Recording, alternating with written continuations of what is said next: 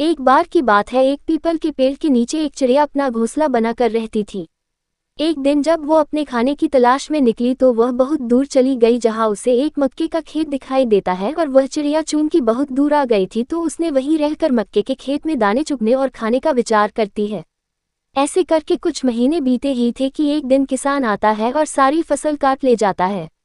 अब चिड़िया के पास खाने के लिए कुछ नहीं था, अतः वो वापस अपने पीपल के पेड़ के पास पहुंची तो उसने देखा कि वहां उसके घोंसले में एक खरगोश आकर रह रहा है। जब वह उसे वहां से जाने को कहती है तो वह मना कर देता है, जिसके बाद उस जगह पर रहने को लेकर उन दोनों में बहुत बहस होती है। चिड़िया कह रही थी कि वह बहुत सालों से वहां रहती थी। भोजन के लिए उसे कुछ दिन के लिए बाहर जाना पड़ा था। अब जो कि वह वापस आई है तो उसके घर पर खरगोश ने कब्जा कर लिया है।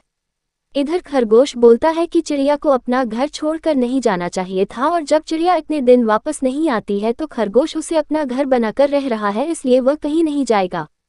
दोनों में बहुत ज्यादा बहस होने लगी, जिसके बाद वह कई अन्य जानवर इकट्ठा हो जाते हैं और उन्हें समझते हैं, लेकिन दोनों किसी की बात नहीं मानते।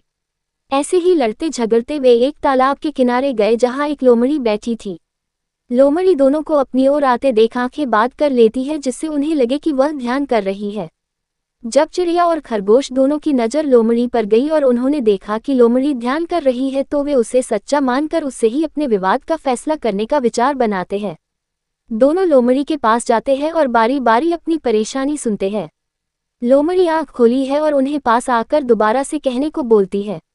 जब चिड़िया और खरगोश लोमड़ी के नजदीक गए तो उसने बिना देरी किए दोनों को एक झटके में मार डाला और खा गई।